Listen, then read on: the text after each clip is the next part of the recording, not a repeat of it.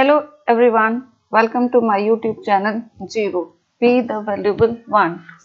So, आज मैं आपके सामने बायो के क्लास 10th का साइंस का फर्स्ट चैप्टर जो लाइव प्रोसेसेस है उसके बारे में कुछ टॉपिक्स के बारे में डिस्कशन करूंगी जो एग्जाम पॉइंट ऑफ व्यू से इम्पॉर्टेंट है और कई बार पूछे गए क्वेश्चंस है और काफ़ी इजी है। अगर बोला जाए तो बच्चा क्वेश्चन है ये बोर्ड एग्जाम के लिए। ये इतना बेसिक है कि आप जब से क्लास 6 में जाते हैं तब से ये पढ़ते आते हैं। तो आज हम इस पीपीटी के थ्रू डिस्कस करेंगे साइंस के बायो का class 10th CBSE board exam के लिए जो काफ़ी इम्पोर्टेंट होगा। तो अगर आपको ये डिस्कशन अच्छा लगे तो मेरे यूट्यूब चैनल को लाइक करें, शेयर करें, सब्सक्राइब करें अपने फ्रेंड्स के साथ।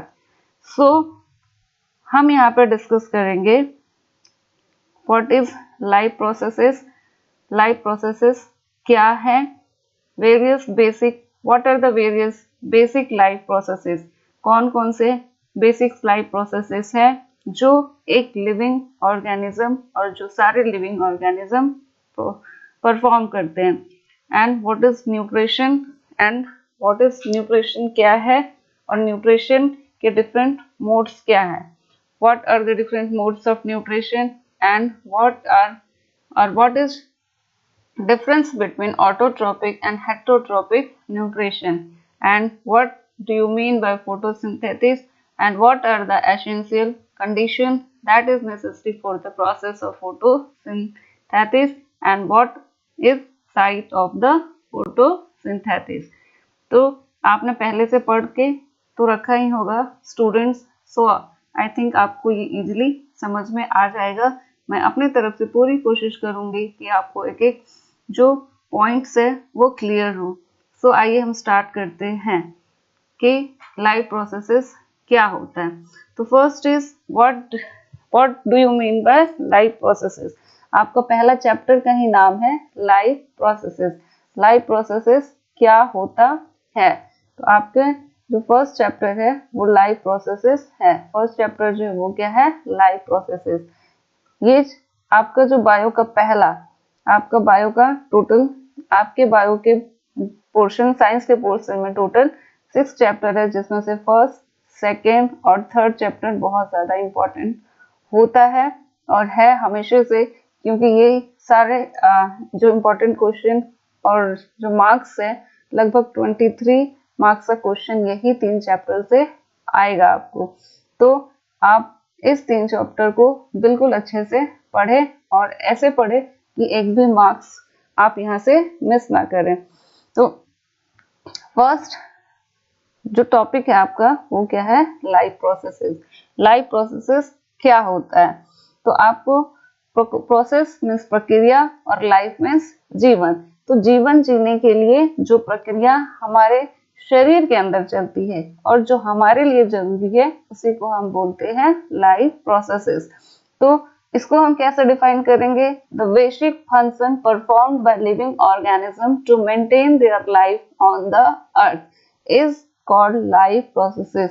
वो सारे बेसिक फंक्शन यानी मूल फंक्शन और मूल प्रोसेस जो हम परफॉर्म करते हैं इस धरती पे अपने आप को जिंदा रखने के लिए। लाइक आप खाना खाते हो तो न्यूट्रिशन आप गेन करते हो, फिर कुछ आपके बॉडी में वेस्ट बनता है, उसको हम क्या करते हैं, एक्सक्रीट करते हैं। और हमारे बॉडी को कंट्रोल करने के लिए भी हमारे बॉडी में क्या है, नर्वस सिस्टम है, जिससे हम कंट्रोल एंड कोऑर्डिनेशन का प्रोसेस परफॉर्म करते हैं, हमारा बॉडी करता है। फिर ग्रोथ है, then movement and the reproduction. तो these are the basic life processes. First one is nutrition and respiration, transport and excretion, control and coordination, growth and movement and the reproduction. So these are the basic life processes that all living organisms perform to sustain their life on the earth. धरती पे और अपने आप को जीवित रखने के लिए जितने लिविंग ऑर्गेनिज्म हैं वो सारे ये बेसिक फंक्शन को परफॉर्म करते हैं। तो आपको पता है न्यूट्रिशन मीन्स भोजन को जो हम ग्रहण करते हैं और उसको यूज करते हैं इस प्रोसेस को हम बोलते हैं न्यूट्रिशन। और जो आपने फूड इनटेक किया, न्यूट्रिशन इनटेक किया या गेन किया, तो उसको वो फूड क्या होता है, ऑक्सीजन के साथ कंबाइन होकर हमारे बॉडी को क्या प्रोवाइड करता है, एनर्जी प्रोवाइड करता है। This process is known as respiration. Transport means आपने जो भोजन खाया या आपने जो पानी पिया वो आपके बॉडी के हर एक पार्ट में ट्रांसपोर्ट होता है। और excretion means removal of waste, control and coordination, body का समन्वय, ठीक है। कंट्रोल एंड कोऑर्डिनेशन यानी बॉडी के अंदर आपकी जो सारी प्रोसेसेस है वो एक दूसरे के साथ तालमेल बिठा के कैसे काम करती हैं, वो हम नेक्स्ट चैप्टर में पूरे डिटेल में पढ़ेंगे जब पढ़ेंगे control and coordination. Growth means बढ़ना, जितना भी लिविंग ऑर्गेनिज्म है उसके बॉडी में क्या होता है, ग्रोथ होता है। मूवमेंट, और लिविंग ऑर्गेनिज्म क्या है, मूवमेंट परफॉर्म करता है। और रिप्रोडक्शन का प्रोसेस भी सारे लिविंग ऑर्गेनिज्म में होता है। तो these are the basic life processes. इसको हम वन बाय वन करके डिस्कस करेंगे आगे की क्लासेस में। तो फर्स्ट जो हम पढ़ेंगे यहाँ पे जिसके बारे में, दैट इज न्यूट्रिशन। हम पढ़ेंगे न्यूट्रिशन क्या है, न्यूट्रिशन कैसे लिविंग ऑर्गेनिज्म गेन करता है, और मोड्स ऑफ न्यूट्रिशन क्या क्या है। तो फर्स्ट हम जो पढ़ेंगे वो क्या है, न्यूट्रिशन। न्यूट्रिशन मीन्स होता है पोषण, ठीक है। तो the process of intake of nutrient, nutrient का इनटेक करना। ये न्यूट्रिएंट यानी जो भी आप खाना खाते हो, ठीक है, तो उस न्यूट्रिएंट, जो फूड है आपको क्या प्रोवाइड करता है, न्यूट्रिएंट प्रोवाइड करता है। अब ये न्यूट्रिएंट्स तो आपको पता ही होगा शायद, what are the basic nutrients, क्या क्या है बेसिक न्यूट्रिएंट्स आपके फूड में, कार्बोहाइड्रेट्स, फिर होता है फैट्स, कार्बोहाइड्रेट फैट्स होता है, प्रोटीन होता है, देन क्या होता है, vitamin, protein, vitamins and minerals. ये आपके शरीर के और आपको फूड, ये सारा न्यूट्रिएंट आपको प्रोवाइड करता है। So the process of intake of nutrient और food and its utilisation by an organism in various biological activity. तो हमारे शरीर के अंदर जो बायोलॉजिकल एक्टिविटीज होता है, जैसे intake of food and the digestion of the food, ये एक बायोलॉजिकल प्रोसेस है। Respiration is biological process, excretion is biological process. तो ये सारे एक्टिविटीज में जो हम न्यूट्रिएंट इनटेक करते हैं उसको हमारा बॉडी क्या करता है, यूटिलाइज करता है। तो सिंपली आपसे अगर क्वेश्चन आए, पूछा जाए what do you mean bye nutrition, तो आप एकदम सिंपल से लैंग्वेज में डिफाइन करना है इसको, the process of intake of nutrient and utilisation and its utilisation by an organism. इतना भी आप लिखोगे तो इसके लिए आपको फुल मार्क्स मिलेगा। And what are the main nutrients of our food are carbohydrate, fats, protein, vitamins and minerals. अब इस न्यूट्रिशन को जो ऑर्गेनिज्म है हमारे आसपास, उसको two categories on the basis of modes of nutrition, nutrition के मोड्स को टू पार्ट्स में और टू मोड्स ऑफ न्यूट्रिशन आप बोल सकते हो होता है। भोजन ग्रहण करने का दो जो तरीके होते हैं, एक होता है ऑटोट्रोपिक मोड, ठीक है, एक होता है मोड ऑटोट्रोपिक, और एक होता है heterotrophic mode of nutrition. And auto means होता है सेल्फ, ये जो वर्ड है यहाँ पे क्या है, ऑटो। ऑटो मीन्स क्या होता है, सेल्फ होता है। ऑटो का मतलब होता है सेल्फ। तो ये ऑटो मीन्स क्या होगा, ये ऑटो का मतलब,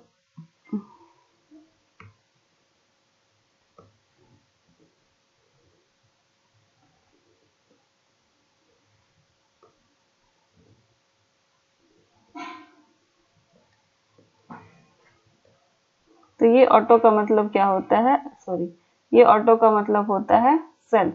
auto means self, AU, auto का मतलब होता है सेल्फ। और ट्रॉप, TROPHI, ट्रॉप का मतलब होता है न्यूट्रिशन। तो ऐसे ऑर्गेनिज्म जो अपना खाना खुद बनाते हैं उसको हम बोलते हैं ऑटोट्रॉप। उसको क्या बोलते हैं हम? ऑटोट्रॉप। और अदर जो मोड ऑफ न्यूट्रिशन होता है that is hetero. Hetero means होता है अदर, अट्रोपिक मीन्स होता है nutrition.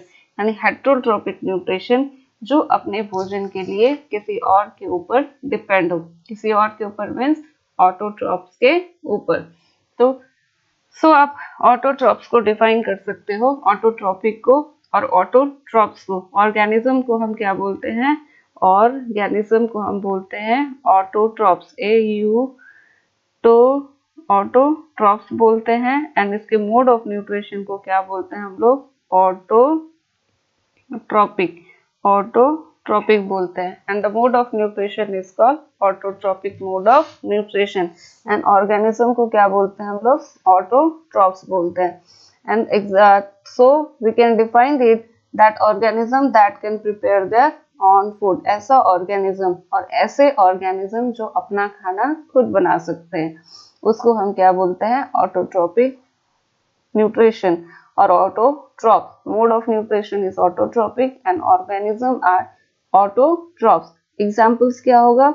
All green plants are autotrophs and algae are autotrophs.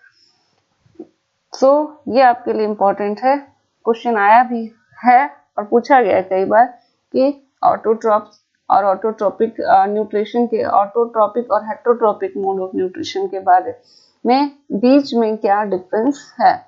सो आप इसको, ये बहुत ही बेसिक सा है, 6, 7, 8, 9 आपने सब पढ़ा ही होगा इसको कि ऑटोट्रॉप और हेट्रोट्रॉप मोड ऑफ न्यूट्रिशन पढ़ा होगा और आपको शायद याद भी होगा। सो मैं इसको ज़्यादा डिटेल में इसके बारे में हम नहीं बात करते हैं, आगे बढ़ते हैं। हेट्रो। हेट्रो मीन्स जो अपने भोजन के लिए किसी और के ऊपर डिपेंड हो। अब किसी और के ऊपर, लेकिन किसके ऊपर? किसके ऊपर? तो किसके ऊपर डिपेंड करेगा ये? ऑटोट्रॉप्स के ऊपर। ऑटोट्रॉप्स के ऊपर। अब ऑटोट्रॉप्स कौन है? All green plant, because they can prepare there on food. ये अपना खाना खुद बना सकता है। अब खाना बनाने की बात है तो खाना तो सब अपने से ही बनाता है। अब आप सोचोगे कि आप भी किचन में अपने से खाना बनाते हो, लेकिन आपको क्या चाहिए खाना बनाने के लिए? क्या चाहिए? अनाज चाहिए, सीरियल्स चाहिए, वेजिटेबल्स चाहिए। तो ये सब कहाँ से आ रहा है? ये सब ग्रो हो रहा है प्लांट से। तो हम किस पे डिपेंड है अपने फूड्स के लिए? प्लांट्स पे हम क्या है? डिपेंडेंट है। तो हम अपना खाना खुद से नहीं बना रहे हैं, हम अपना खाना के लिए किस पर डिपेंड है? ऑटोट्रॉप्स के ऊपर डिपेंड है। तो ये जो इसी मोड्स ऑफ न्यूट्रिशन को बोलते हैं हम हेटेरोट्रॉप्स। तो हम जो है वो क्या है? हेटेरोट्रॉप्स है। और हमारा मोड्स ऑफ न्यूट्रिशन क्या है? Heterotrophic mode of nutrition. So you can define it by they depend on or heterotropic mode of nutrition are the mode of nutrition in which organism cannot prepare their own food। organism अपना खाना खुद नहीं बना सकते हैं। examples are animals and human being। हम human और animals क्या है? किसके एग्जाम्पल है? हेटेरोट्रॉप्स है और हेटेरोट्रॉपिक मोड्स ऑफ न्यूट्रिशन के एग्जाम्पल्स हैं। Heterotropic mode of nutrition is again divided into 3 types। Heterotrophs को फिर से 3 भाग में बांटा गया है। First is holozoic. होलोजोइक पहले जो है उसको, जो सॉलिड फूड्स को डायरेक्टली अपने माउथ में पुट करता है उसको हम बोलते हैं holozoic mode of nutrition. Holozoic mode of nutrition बोलते हैं हम। जैसे सॉलिड फूड को और डायरेक्ट होल फूड को माउथ में पुट करते हैं, इस तरह के ऑर्गेनिज्म में जो मोड ऑफ न्यूट्रिशन होता है वो होलोजोइक होता है। जैसे अमीबा। अमीबा कोई भी फूड पार्टिकल्स उसके पास आता है तो ये पूरे फूड पार्टिकल्स को इनगल्फ कर जाता है अपने बॉडी में। तो ये क्या है? अमीबा एक कॉम्प्लेक्स फूड को क्या करता है? धीरे धीरे डाइजेस्ट करता है। हम ह्यूमन क्या करते हैं? फूड्स का जो पीस होता है उसको माउथ में डालते हैं, यानी ये जो फूड है वो इजीली डाइजेस्ट नहीं होता है। नंबर ऑफ प्रोसेस से ये होके जाता है, फिर जाके फाइनली ये डाइजेस्ट होता है। तो amoeba and human being are human being have holozoic modes of nutrition. Parasitic means ऐसे ऑर्गेनिज्म जो किसी होस्ट के बॉडी से अपना न्यूट्रिशन डिराइव करते हैं. पैरासाइटिक ये जो पेड़ है, सपोज ये एक पेड़ है, इसके ऊपर एक और पौधा है जो अपना न्यूट्रिशन इसके ऊपर से डिराइव कर रहा है. तो ये अमरबेल या कैस्क्यूटा जो आपने पेड़ के ऊपर बड़े बड़े पेड़ के ऊपर पतली पतली हरी हरी रस्सी जैसी और धागे के जैसा येलो येलो प्लांट को लटकते हुए देखा होगा, वो कैस्क्यूटा होता है जो अपना न्यूट्रिशन अदर पेड़ के शरीर के ऊपर रह के उसके ऊपर से ही उसका न्यूट्रिशन चूस लेता है. जैसे हम बोल सकते हैं खून चूसने वाले. यानी आपके हेड में जनरली लाउस होता है, यानी जू. ये जो जू है ये भी एग्जाम्पल है पैरासाइट्स का. लाउस जो है वो पैरासाइट्स है, आपके हेड में रह के आप ही का जो आपके हेड से ही वो अपना न्यूट्रिशन डराइव करता है ब्लड्स को शक करके. और नेक्स्ट इज सेप्रोफाइटिक, यानी ऐसे ऑर्गेनिज्म जो अपना nutrition dead and decaying parts of plant से डिराइव करते हैं. सड़ा हुआ गला हुआ पेड़ पौधा के ऊपर रह के वो उसका न्यूट्रिशन को एब्सॉर्ब करके और उससे न्यूट्रिशन को डिराइव करके अपने आप को जिंदा रखता है. Example is mushroom and yeast. These are the 3 heterotrophic modes of nutrition. There are 2 modes of nutrition, autotrophic and heterotrophic. Heterotrophic is again divided into holozoic, parasitic and saprophytic. Example of holozoic mode of nutrition are or the organism those show holozoic mode of nutrition is amoeba and human, and parasitic worms, cascuta, and saprophytic yeast and mushroom.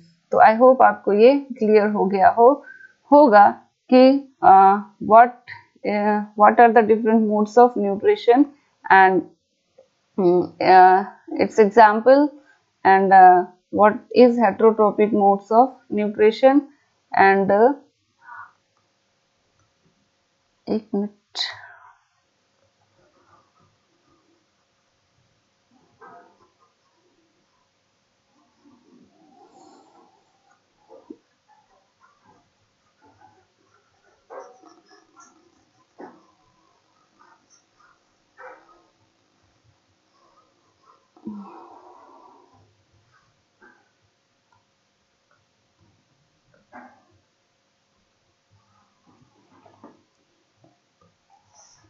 सो आपने यहाँ पे पढ़ा कि nutrition क्या होता है. Simply intake of food and utilisation of that food. खाना का और भोजन का ग्रहण करना और उस भोजन का यूज करना कहलाता है nutrition. What are the different modes of nutrition? Autotrophic and heterotrophic. Autotrophic means ऐसे ऑर्गेनिज्म और those organism which can prepare their own food by the process of photosynthesis. For example, green plant. Green plant algae and cyanobacteria are example of autotrophic modes of nutrition. And the next we read कि heterotrophic nutrition क्या होता है? The organism that depend on other organism for their food, or simply they cannot prepare their own food by the process of photosynthesis. Example is human and the animals. And again heterotrophic mode is divided into holozoic, parasitic and saprophyte, or holozoic, parasitic और saprophytic. and ये कुछ हमने examples देखा. Next हम पढ़ेंगे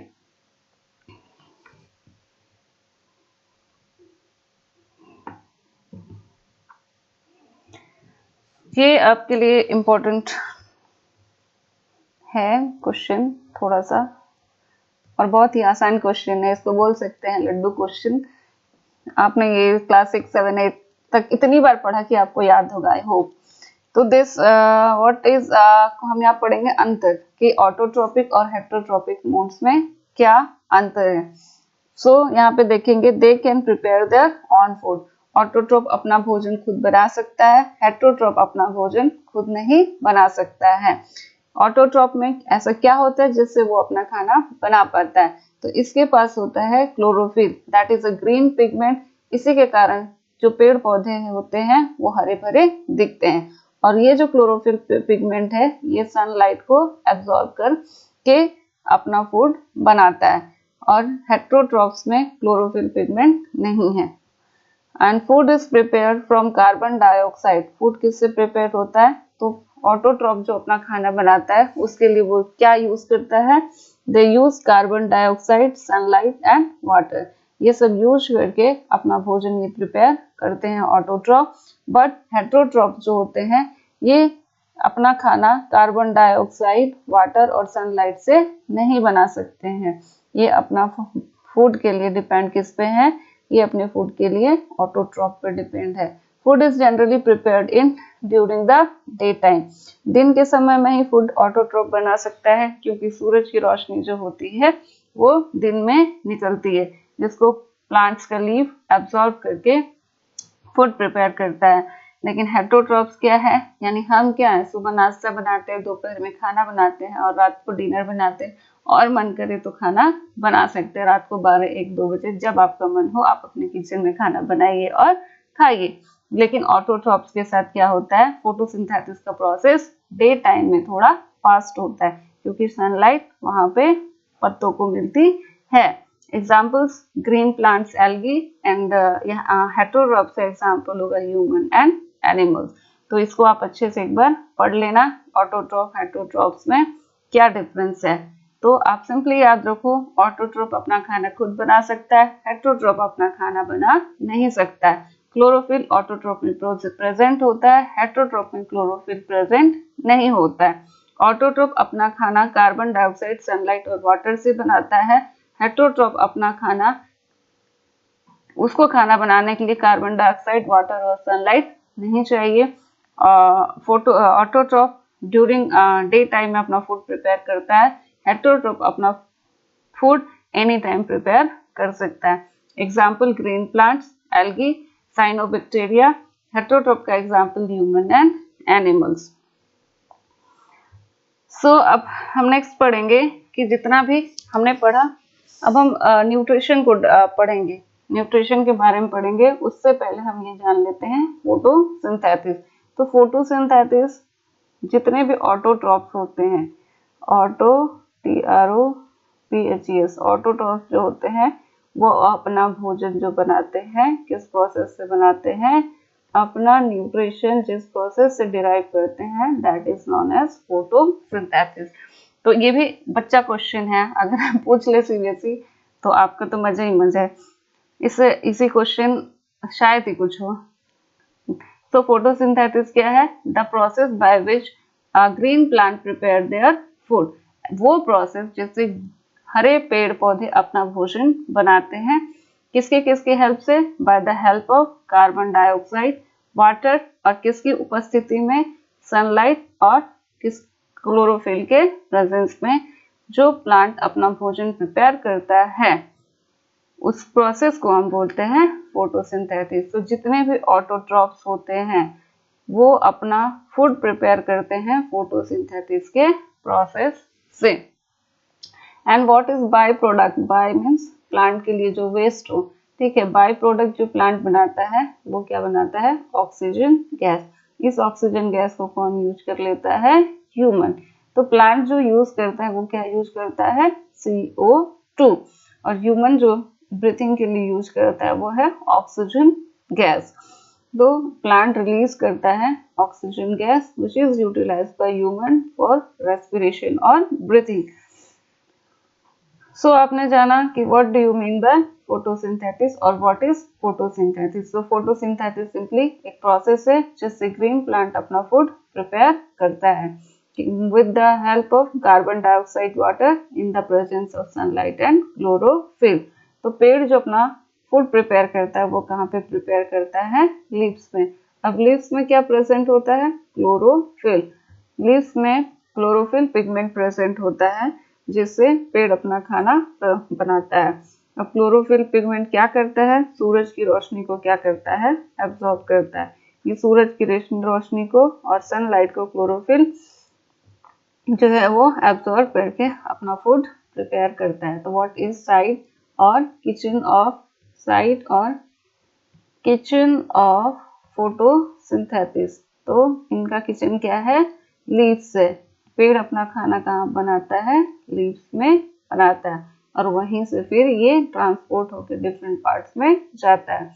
तो यहाँ पे फोटोसिंथेसिस जो प्रोसेस है वो क्या है, फूड प्रिपेयर करने का प्लांट का प्रोसेस है।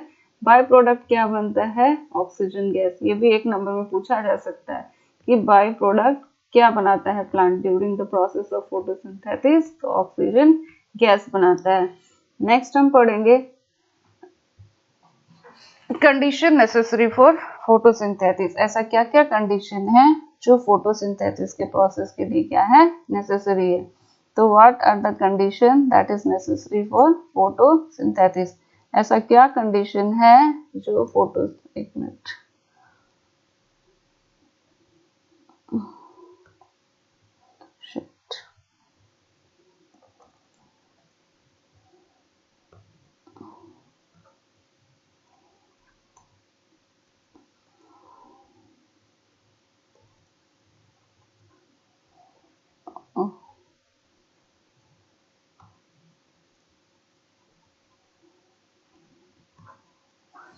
यस।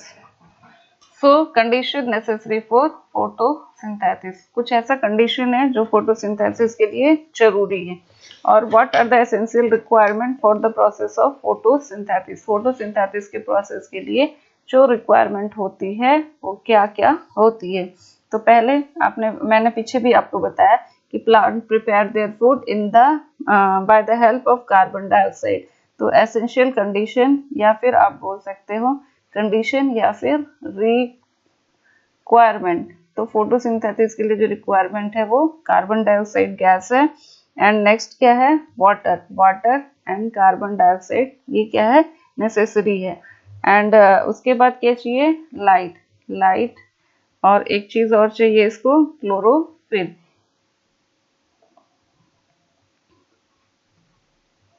तो ये चार चीज है essential requirement for the process of photosynthesis. अब इसका सोर्स क्या है, CO2 कहाँ से मिलेगा पेड़ को, एटमॉस्फेयर से। कहाँ से मिलेगा, एटमॉस्फेयर से। वाटर कहाँ से मिलेगा, सॉइल से। कैसे एब्सॉर्ब होगा, by the help of root. Light कहाँ से मिलेगा, ये भी मिलेगा एटमॉस्फेयर से। ये एटमॉस्फेयर से CO2 गैस किसके थ्रू मिलेगा, एयर से। और वाटर कहाँ से एब्सॉर्ब करेगा प्लांट, सॉइल से थ्रू रूट। एंड लाइट कहाँ से, लाइट एनर्जी कौन ट्रैप करेगा, it is trapped by the chlorophyll pigment. तो क्लोरोफिल क्या ट्रैप करेगा, लाइट ट्रैप करेगा। एंड तो ये जो आपने देखा, अगर यहाँ से क्वेश्चन पूछा जाए what are the raw material for the process of photosynthesis. Raw material जो पेड़ बाहर से लेता है, रॉ मटेरियल्स जो है वो क्या क्या है फोटोसिंथेसिस के लिए, carbon dioxide gas and other one is water. अगर पूछा जाए रिक्वायरमेंट क्या है, तब आप चारों लिखोगे, कार्बन डाइऑक्साइड लिखोगे, वाटर लिखोगे, सनलाइट लिखोगे, एंड क्या लिखोगे, सनलाइट एंड क्लोरोफिल पिगमेंट। क्या लिखोगे, क्लोरोफिल पिगमेंट लिखोगे। तो ये भी एक इम्पोर्टेंट क्वेश्चन बनता है। आपको यहाँ पे क्वेश्चन बन सकता है कि what do you mean by photosynthesis. Photosynthesis से आप क्या समझते हो, and what are the requirement और what are the raw materials of photosynthesis. Raw material क्या है और रिक्वायरमेंट क्या है। और एक क्वेश्चन यहाँ पे ऐड हो सकता है कि what is by product of photosynthesis. By product क्या है फोटोसिंथेसिस का।